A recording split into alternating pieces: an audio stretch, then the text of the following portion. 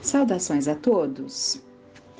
Vamos buscar então, para dar um andamento naquele estudo que começamos, não é? Do livro As 5 Feridas Emocionais, e como realmente, evidentemente, nós não estudaremos este livro, foi apenas ali uma amostra, né? Do que está acontecendo, do que é possível e das possibilidades que temos aí de pesquisar mais profundamente o nosso eu, né? Mas vamos caminhar bem adiante, mais para o final do livro, buscando então, quando ela já se encaminha ali para a parte da terapia dessas feridas, né? Dessas 5 feridas, a terapêutica para tudo isso. Então, pegando bem mais, seria a cura das feridas e a transformação das máscaras, né? Porque, como vimos, vamos buscando máscaras para nos proteger ali das situações que trazemos de forma muitas vezes tão dolorida. Vamos pegar então aqui. Quando sua ferida da rejeição está ativada, você veste a máscara de escapista. Isto leva a querer fugir da situação ou da pessoa com quem você acha que vivenciará a rejeição, temendo entrar em pânico e se sentir impotente. Essa máscara também pode convencê-lo a ficar o mais invisível possível, evitando dizer ou fazer algo que possa fazê-lo ser ainda mais rejeitado pelo outro. Essa máscara faz com que você acredite que não é suficientemente importante para ocupar seu lugar, que não tem o mesmo direito de existir que os outros. Então tá dando uma recapitulada, né, um apanhamento aqui final para as questões que foram levantadas durante esse livro As 5 Feridas de como superar os sentimentos que impedem, né, para que estejamos nos sentindo melhor. Então, quando sua ferida do abandono, que seria a outra ferida, quando sua ferida do abandono é impulsionada, você veste a máscara de dependente. Ela leva essa máscara ou esse sentimento, né? Ela o leva a se comportar como uma criança que procura chamar a atenção com choro, queixa ou submissão, pois acha que não pode conseguir alcançar nada sozinho. Esta máscara lhe fornece os meios para evitar que o abandonem e para obter mais atenção. Pode inclusive convencê-lo a ficar doente ou a arranjar um monte de problemas para atrair o apoio que procura.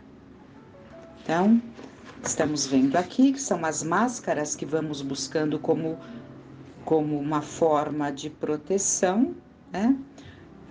A da rejeição, vamos nos isolando, nos tornando invisível, para que não nos sintamos ali em perigo de sofrer uma rejeição. Então, para que não se corra o perigo de sofrer uma rejeição, isola-se como se fosse, fosse a única pessoa do mundo. O abandono, né, já leva ali a uma situação em que se sente a um comportamento que leva a chamar a atenção. Mas de que forma? Pelo choro, pela queixa, pela submissão, né? Então, se tornando ali excessivamente submisso, né? No sentido de que não consegue fazer nada sozinho, então sempre precisa de alguém. Então, todas essas questões são trazidas. Agora, outra situação. Quando a ferida da humilhação é despertada, você veste a máscara de masoquista. Masoquista seria aquele que gosta de sofrer, né? Masoquista seria aquele que Não se permite nem ter momentos agradáveis, momentos descontraídos, momentos mais difíceis, de um riso solto, tranquilo, porque não se acha merecedor. Então, tudo fará para tornar a sua vida um vale de lágrimas. Esse é o masoquista. Então, vamos ver o que ela nos traz. Quando a ferida da humilhação é despertada, você veste a máscara de masoquista. Esta o faz esquecer suas necessidades para só pensar nas dos outros, sendo uma pessoa boa, generosa e sempre disposta a prestar favores, mesmo que além dos seus limites.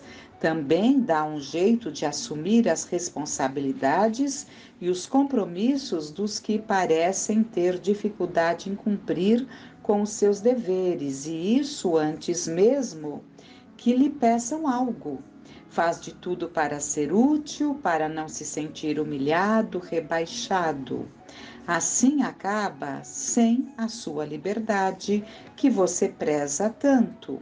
Sempre que suas ações ou iniciativas são motivadas pelo medo de sentir vergonha ou de ser humilhado, você está vestindo sua máscara de masoquista. Então, que fiquemos atentos, né? Excesso de espírito de colaboração nem sempre vem de um coração muito disposto por amor, né? Muitas vezes é esta a situação. Quando você vivencia a ferida da traição, adota a máscara de controlador, que o torna desconfiado, cético, autoritário e intolerante devido às suas expectativas. Você faz de tudo para mostrar que é uma pessoa forte e não se deixa enganar facilmente, em especial quando decide pelos outros. Esta máscara o leva a fazer de tudo para evitar perder sua reputação, até mesmo mentir. Você se esquece das suas necessidades e faz o que for preciso para que os outros pensem que você é uma pessoa confiável. Além disso, essa máscara lhe permite exibir uma aura de pessoa segura de si, mesmo que você não esteja muito confiante em suas próprias decisões ou ações. Vejam, a ferida da traição, né, faz com que se adote a máscara de controlador. Por se tornar ali uma pessoa desconfiada, né, torna-se ali autoritário, intolerante, né, e fazendo de tudo para mostrar que é uma pessoa que não se deixa enganar, né? E passa ali aquela postura de controlador que é decidindo pelo outro. Então, são máscaras altamente preocupantes, né? E em seguida, vem a máscara da injustiça. Quando a ferida da injustiça é ativada, você veste a máscara de rígido, que o torna uma pessoa fria, brusca e seca no que se refere ao tom de voz e aos movimentos. Assim como sua atitude, seu corpo também se torna rígido. Essa máscara faz com que você se torne muito perfeccionista e faz vivenciar muita raiva, impaciência, crítica e intolerância para consigo mesmo. Você é muito exigente e não respeita seus limites. Todas as vezes que se controla, se reprime e é severo em relação a si, é sinal de que colocou a máscara do rígido. E ela continua: vestimos uma máscara sempre que temos medo de viver uma ferida com outra pessoa, e também quando receamos perceber que nós mesmos fazemos os outros viverem uma ferida. Logo agimos sempre com o intuito de ser amados ou com medo de perder o amor dos outros. Adotamos um comportamento que não corresponde ao que somos. Nós nos tornamos outra pessoa. Como o comportamento ditado pela máscara exige esforços de nossa parte, Criamos expectativas com relação aos outros. O que somos e o que fazemos devem ser a fonte de nosso bem-estar, e não os elogios, a gratidão, o reconhecimento ou o apoio que os outros nos dão. Aqui vale a pena repetir: o que somos e o que fazemos deve ser a fonte das nossas venturas, a fonte do nosso bem-estar, a fonte do nosso contentamento, e não as palavras de gratidão, né? E não os reconhecimentos, os apoios, em que acabamos nos apoiando, né? Como ali uma máscara realmente. Então, continuando, não se esqueça, contudo, de que o seu ego pode lhe pregar peças a fim de que você tenha consciência de suas feridas.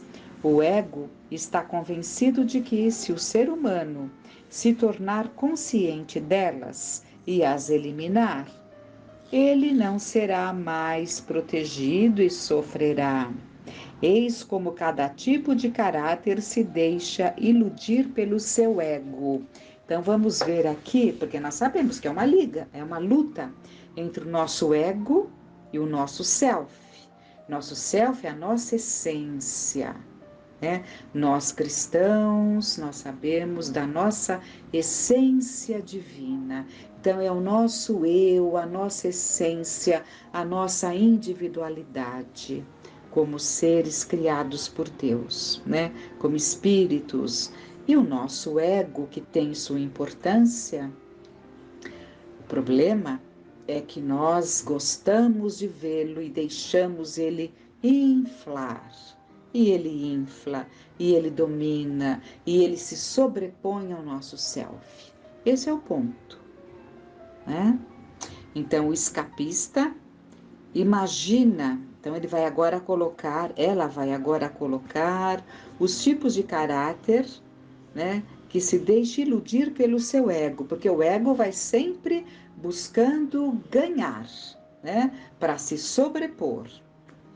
O escapista imagina que cuida bem de si mesmo e dos outros, para não sentir as diferentes rejeições vividas. O dependente gosta de bancar o independente e dizer a quem quiser ouvir que se sente bem sozinho e que não precisa de ninguém. O masoquista se convence de que tudo que faz pelos outros lhe dá imenso prazer e que ele escuta efetivamente suas necessidades ao fazê-lo. Adora dizer e pensar que tudo está bem e arranjar justificativas para as situações ou as pessoas que o humilharam. Interessante, interessante. É o masoquista, né? Ele adora dizer e pensar que tudo está bem e arranjar justificativas para as situações ou as pessoas que o humilharam. Entendamos bem, né? Nós aprendemos muito isso de nos colocarmos no lugar do outro, pensarmos o que ele teria feito, o que eu teria feito também nessas condições. Tudo isso nos ajuda a exercitar a prática do perdão em relação ao outro. Mas é importante que essa prática do perdão se dê em bases sólidas, em bases reais, não através de ilusões, de criações, de subterfúgios, né? Buscando justificativas para situações que muitas vezes são injustificáveis. Assim mesmo, devemos exercitar o perdão e perdoar, mas não colocando ali, como ela disse aqui, né? Situações ou pessoas para arranjar justificativas. Não é isso que devemos fazer, né? É perdoarmos mesmo sabendo que aquilo foi grave, mesmo sabendo que aquilo nos feriu. E por que perdoar? Porque a razão nos aponta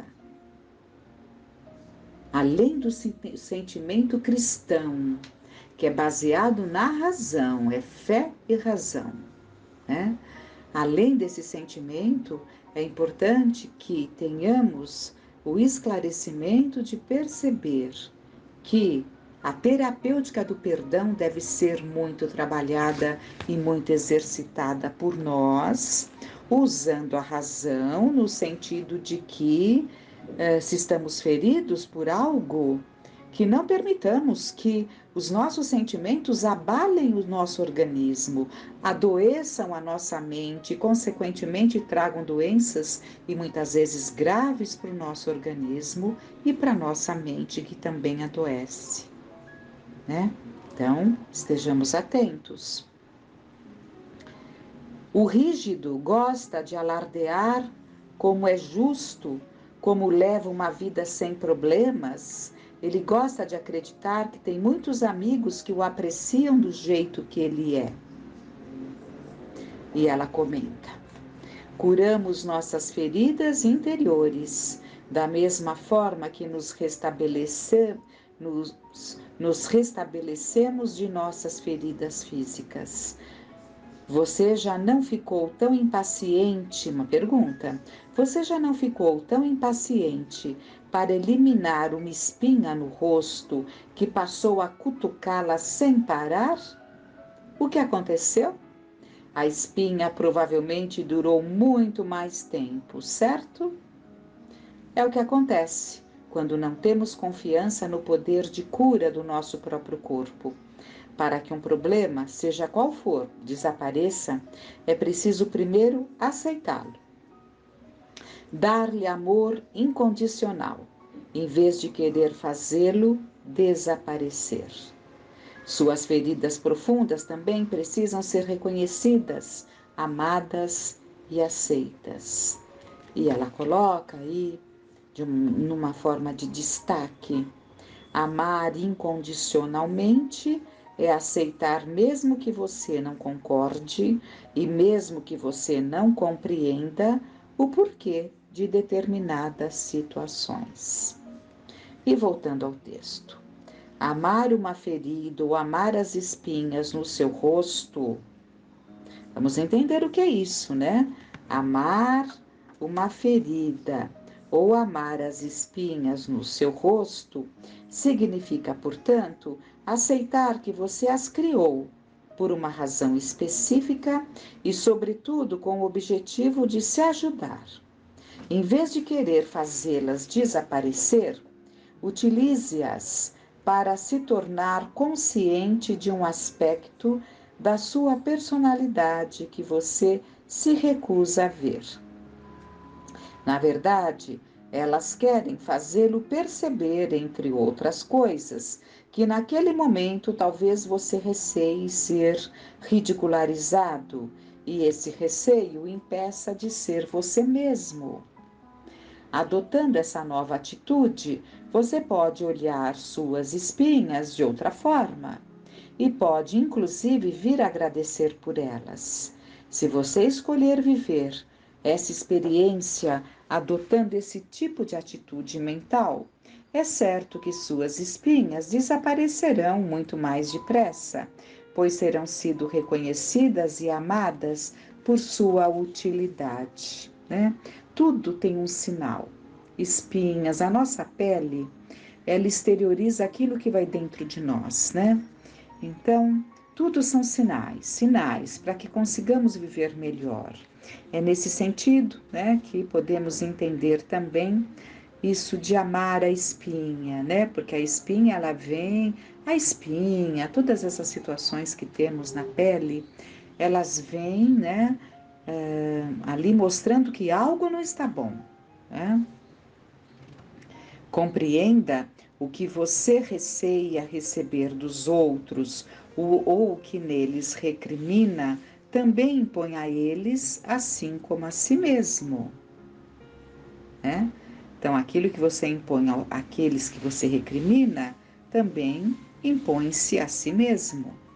Eis alguns exemplos que demonstram a que ponto podemos fazer mal a nós mesmos.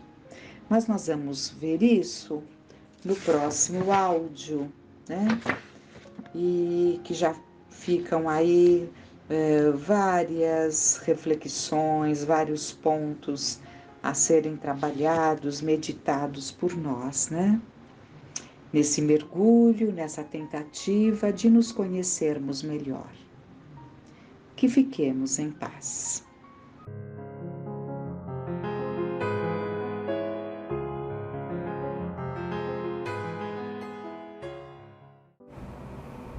Olá! Na última semana concluímos a mensagem do irmão X, intitulada O Natal do Apóstolo, que está no livro Antologia Mediúnica de Natal, pela mediunidade do Chico por espíritos diversos, onde falamos especificamente sobre Pedro.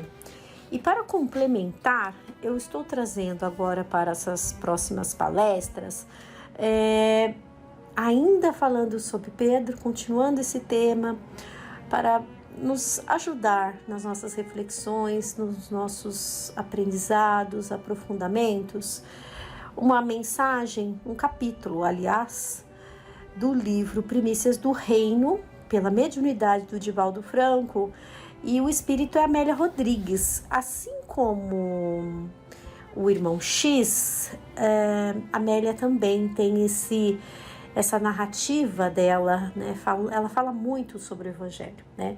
A obra de Amélia Rodrigues, se não me engano, são 7 ou 8 livros que falam especificamente, né, de Jesus, das situações todas ali presenciadas, das personagens, do Evangelho em si.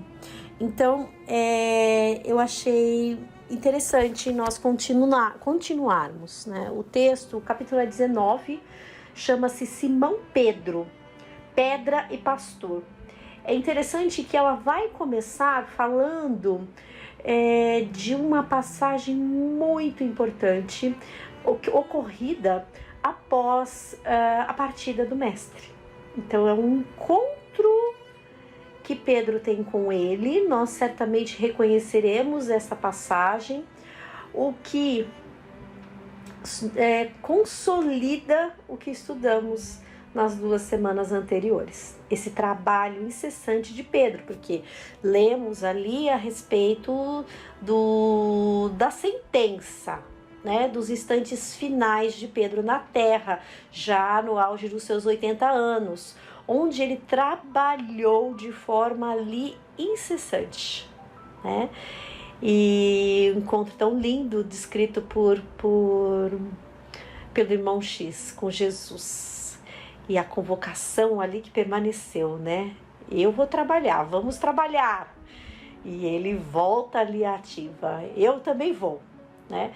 Então aqui ela vai começar falando então desse encontro e dessa convocação mais do que especial. Jesus delega a Pedro uma missão. E após isso, Pedro começa a recordar de outros instantes maravilhosos e preciosos, de outros ensinamentos que ele conseguiu, Pedro, se fortalecer para que ele pudesse, então, cumprir a missão.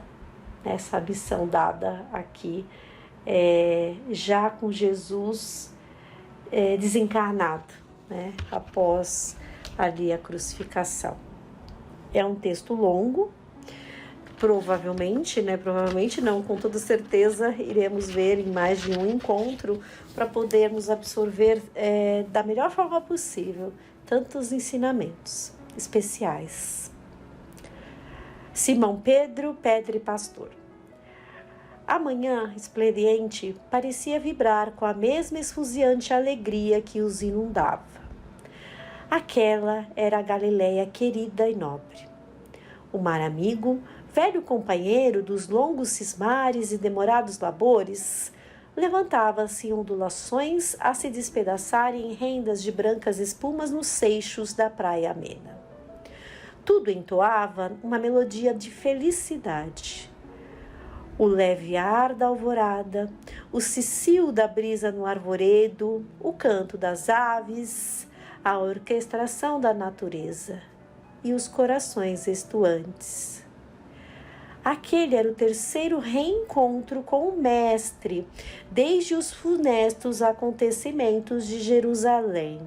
Vejam, né, como eu destaquei, ela traz esses detalhes, essa riqueza de detalhes, que faz com que a gente tente, de uma forma muito pequena, né, um esboço, imaginar, ter um pouco do alcance do que foi vivenciado. E lembrando, né, que Pedro ali no texto de Humberto de Campos, na mensagem, recorda com muita riqueza de detalhes a querida Galileia, né? Ele está ali indo para cumprir o seu sacrifício, né? Ali a sentença de morte, mas ele é como se transportado a Galileia, recordando esses detalhes tão intensos que vibravam em sua alma. E aqui a Amélia Rodrigues traz novamente, né, essa riqueza da natureza, de recordações tão felizes. Fora tão rápido, né? E nós sabemos que sim, os acontecimentos foi uma questão de horas, foi muito rápido, né? Ele estava jogando a rede desde a noite, na ânsia de reconquistar a agilidade de outrora, depois do que acontecera, embora a mente atada às recordações, quando ouviu a inesquecível ondulação da voz do Rabi dizer: lançai a rede para a banda da direita do barco e a achareis. A gente, profissionalmente, quando a gente se ausenta do nosso trabalho por um período, a gente perde um pouco da destreza, né? Aqui, nós sabemos que eles ficaram ali por pelo menos 2 anos seguindo Jesus e não trabalhando de uma forma tão intensa na sua profissão, né? Pedro, um pescador. E nós sabemos que ali, até para nutrir os seus corações, tão logo o mestre partiu, eles se entregaram novamente ao trabalho, né? Fizeram maquinalmente como nos dias transatos, né? Então, Jesus sempre ali em sintonia, aconselhando, né? Então, faça assim, dessa forma que ele ouve a voz do mestre. Ao tentar levantar as cordas, extasiou-se. A abundância de peixes era surpreendente. Somente então percebeu que estava nu. Ocultou-se no barco tosco e compôs-se com a túnica. Alongou os olhos e lá, na praia, estava o mestre. A circulação em descompasso provocava-lhe tonteiras, e todo ele era uma canção de indizível alegria. Imaginem, né? Imaginemos esses reencontros que ocorreram e o quanto eles eram desejados, né? Ansiados, e a alegria de poder uma vez mais estar junto do mestre em sua presença tão marcante, ele aparecendo novamente para Simão para lhe dar, né, essa missão.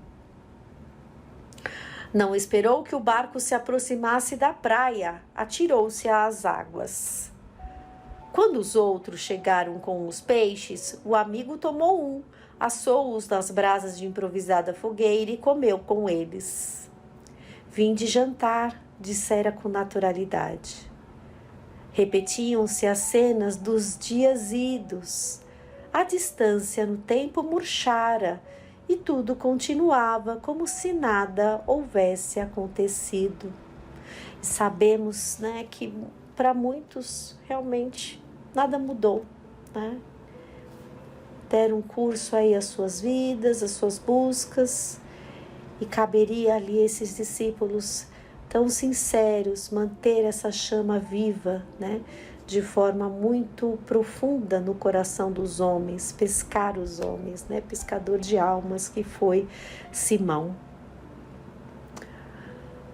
Os olhos dele brilhavam mais ainda, os olhos de Jesus, naquele rosto outrora impregnado de melancolia, a emanação de um amor como não se pode descrever.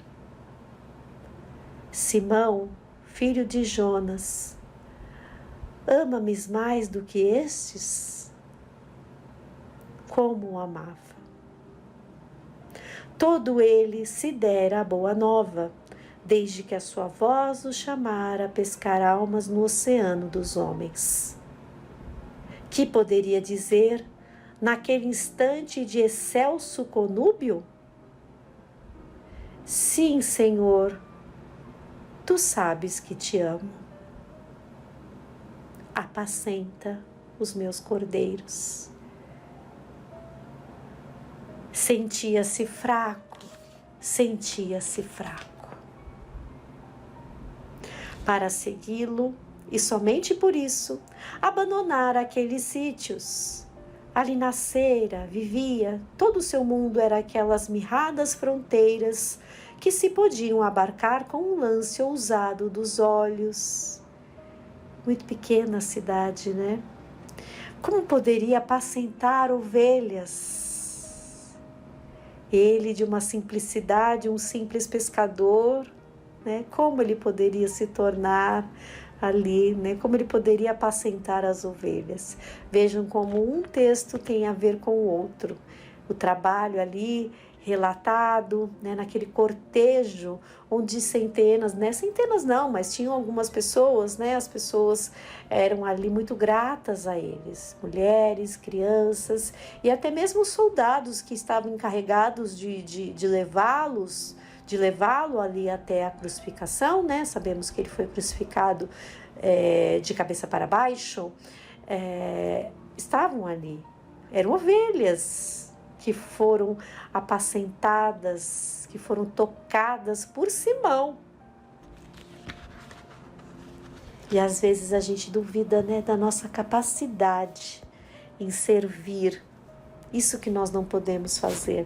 Então, se nos é confiado algo, é porque nós estamos prontos, nós estamos preparados. Não hesitemos, trabalhemos, porque a ajuda virá.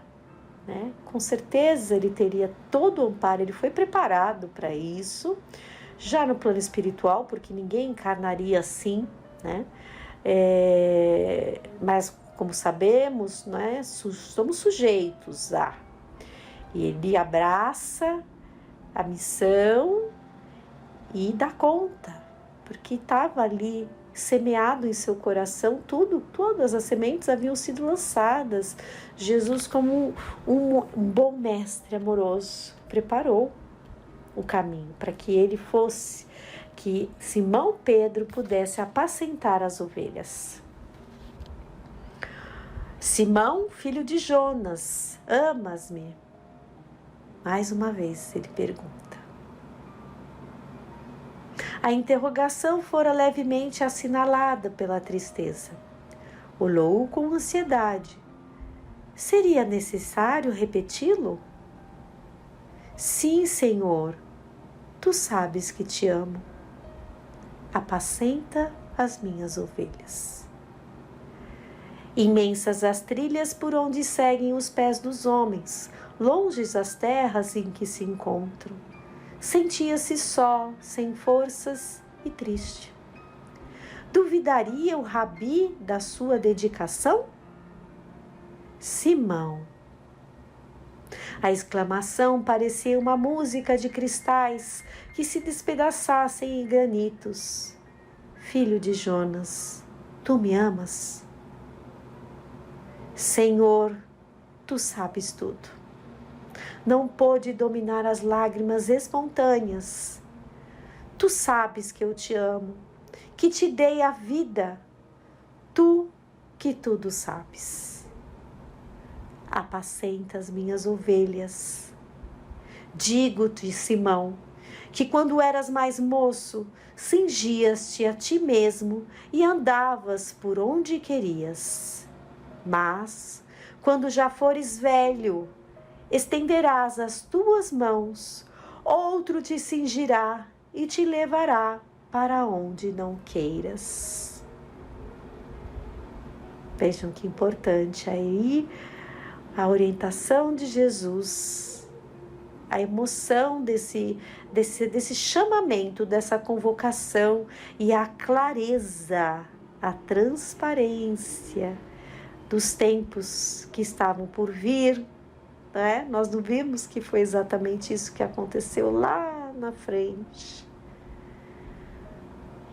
E Jesus tudo sabe, Jesus nos conhece, Jesus sabe do nosso passado e Ele sabe do nosso potencial, Ele sabe. E Simão tinha certeza que ele sabia, porque ele afirmou: Senhor, tu sabes tudo. Não haveria necessidade evidente, né, de Simão confirmar que o amava, mas era necessário para Simão ouvir, né, a si mesmo falando que amava. Se comprometer, será que essa seria a palavra? Né? Porque às vezes quando a gente está falando para o outro, mas nós estamos falando muito de nós e estamos falando para nós mesmos. Às vezes estamos repetindo, aconselhando, falando alguma coisa para nós mesmos. No caso aqui, Jesus estava falando para Simão de forma direta, não era para Jesus, mas era necessário que fosse dessa maneira, né? Que fosse reforçado, que fosse perguntado, claro, direto, objetivo. Aí Simão começa as recordações, né? Lembrando que Simão não se deixou abater pela culpa. Vamos ver o que Amélia nos traz. Então, voltou-lhe à mente aquela noite cruel, noite de insanidade. 3 vezes o mestre o inquirira, 3 vezes o apontaram antes. Vejam, porque tem lições que a gente precisa até fazer uma correlação, né? Uma analogia, uma comparação com algo que nós já vivemos. Né? Jesus pergunta 3 vezes para ele se ele o ama. E ele se recorda que por 3 vezes na fatídica noite, na noite cruel, ele negou o Cristo. Ele foi questionado por 3 vezes e as 3 vezes ele negou. Não é isso? E aí que vem, né, o que sabemos da história, que ele não se deixou levar pela culpa, ele poderia ter sido arrastado por essa falha, né? Como tantas vezes nós ficamos presos a uma situação e vamos tocando, perdendo a oportunidade de trabalhar, de servir, de reparar, de levantar nossa cabeça e seguir adiante, né? Erramos, vamos corrigir. Então, vamos lá retomar ao texto. 3 vezes o mestre o inquirira, 3 vezes o apontaram antes. Não és também dos discípulos deste homem? Interrogara a porteira da casa do sumo sacerdote. Então, ele se recorda exatamente o que havia acontecido. Não sou, gritara quase inconscientemente. Um peso terrível caiu-lhe sobre as têmporas inflamadas. Quis correr e gritar. Não somente o conheço, amo-o também. Não foi possível fazê-lo. Então, ele fala que não, mas intimamente ele queria gritar. Ele queria dizer, eu conheço, eu o amo. Porque Simão amava Jesus. Mas naquele instante não foi possível fazê-lo. Misturou-se aos demais com a mente obnubilada. Quando as labaredas clarearam o seu rosto e lhe disseram, identificando: não és também um dos seus discípulos? Cólera surda estourou no âmago do seu espírito inquieto e falou com ressentimento sem poder conter-se. Não sou, nunca o vi. Ó céus, estava louco. Como podia negar o Rabi? Que força dominava sua fraqueza? Saiu amargurado, sem coragem para sobreviver a tanto desequilíbrio, quando o outro servo do sumo sacerdote o inquiriu. Não te vi eu no horto com ele? Não és amigo dele? Não, revidou com profunda mágoa. Nunca o vi. Fora demais a sua dor, agora que cantara o galo, triste, cronometrando a sua perfídia. Podemos, fazer ideia aqui com esse texto, quanto essas palavras saíam de sua boca e queimavam o seu coração, o quanto isso foi duro para ele, pesado. Fora demais a sua dor, agora que cantara o galo, triste, cronometrando a sua perfídia. Parecia ver aqueles olhos fitando-o tristemente. Quantas vezes, isso nos dói, recordar a pessoa, recordar o olhar, recordar a nossa falha e saber do nosso débito. Ele mesmo dissera antes: por ti darei a minha vida, negar-me-ás 3 vezes antes que cante o galo. Inesquecível fora a modulação da sua voz. Vejam também, a recordação às vezes é de algo muito bom, mas também algo que nos toca ali, principalmente essas questões, essas falhas morais, Ele lembrava da voz do mestre. Achar impossível, como poderia o mestre vaticinar tão rigoroso e nefando decesso da sua fidelidade? E o mestre tudo sabe. E caíra 3 vezes, embora o amasse. Sabia-se fraco, nunca, porém, se supunha fraco a tal ponto. Trair, fugir, negar. Não ignorava a interferência das forças do mal. A ela se referira ao mestre por diversas vezes, concluindo a oração e a vigilância. Quantos foram os alertas, não? Os exemplos, os ensinamentos reforçados da necessidade, de orar, de vigiar, de ser firme. Sabia que ele seria um alvo 1000 vezes de tais agressões. No entanto, fora ele a enganar-se, obsidiado momentaneamente, como um grito de incomparável alerta para todas as horas. Nós vamos parar por aqui porque ele vai entrar numa outra reflexão, numa outra recordação, Pedro vai passar a recordar de um outro momento de vigilância que ocorreu junto ao mestre. Então, um abraço a todos, até o próximo encontro, se Deus quiser.